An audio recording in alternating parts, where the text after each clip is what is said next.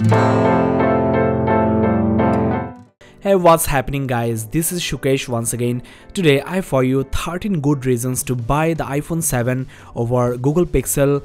Now this is basically a simple pros and cons video. I will talk in favor of iPhone. Another video coming up very shortly where I will mention 15 reasons to buy Pixel over iPhone 7.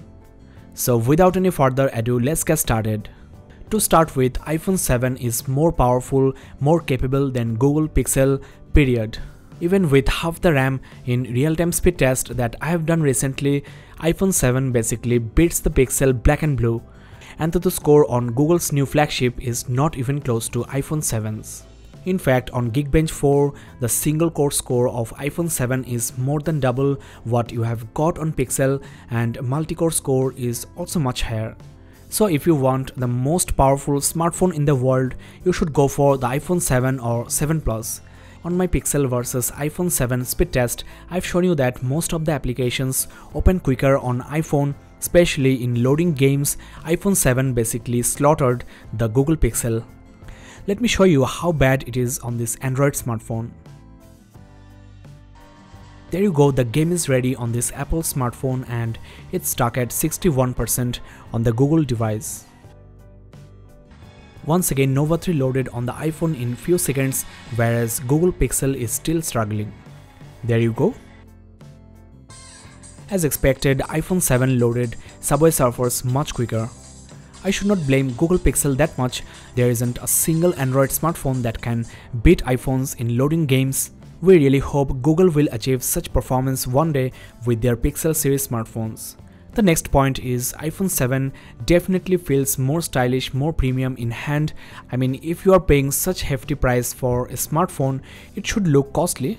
Once you hold the phone, you can tell how different they are. Beyond doubt, iPhone 7 outshines the Pixel from aesthetic and logistical design standpoints. It's slimmer, smaller, lighter, and each and every details are taken care of very carefully. So simply, if you want a better looking smartphone in your hand, you should go for the iPhone 7 or 7 Plus. Now, the dual stereo loudspeakers on the iPhone are damn loud.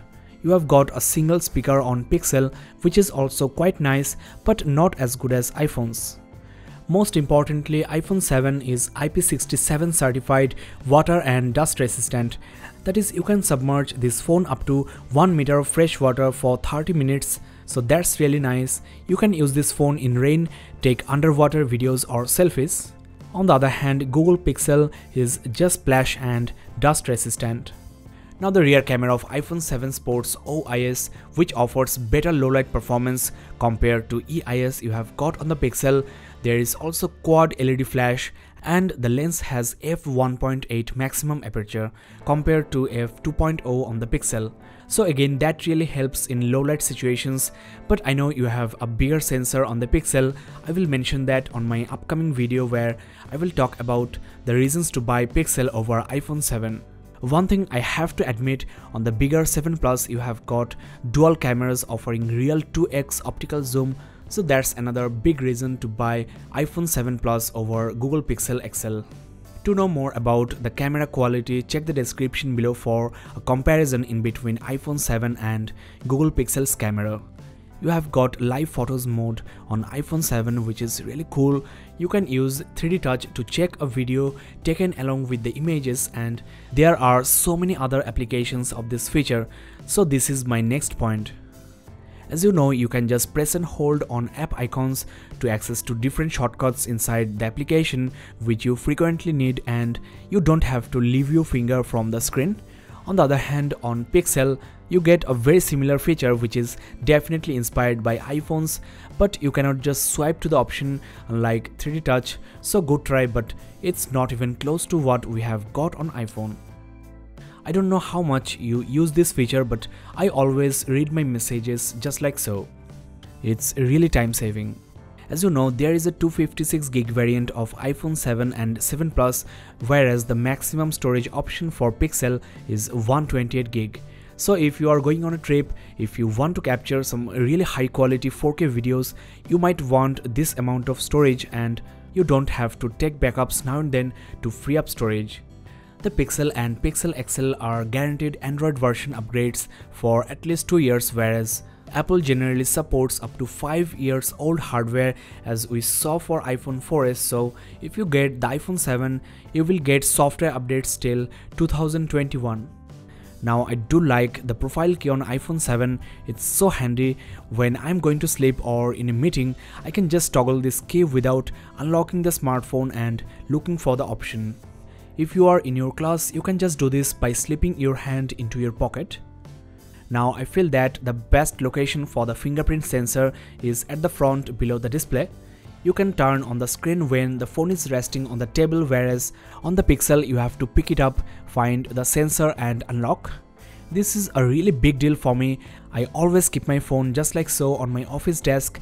I can check my notifications just with a single tap. So that was the point number 12. The last reason is the OS. Now I really don't want to start another Android versus iOS fight, but I have to admit iOS 10 is really polished. It's more graphics intensive, feels very intuitive, user friendly. The Taptic engine used on this phone feels great. When the notification center touches the ground, there is even a mild vibration. So overall the interface is well thought out. It's very simple, intuitive. There are so many options or cards you can access to, and of course this interface looks much better than Pixel launcher you have on the Google Pixel and Pixel XL. Though Android offers customization options, overall the Google Pixel looks quite boring, especially the notification toggles and the lock screen. There isn't any change in these parts, though you have the latest Android 7.1 on this Pixel.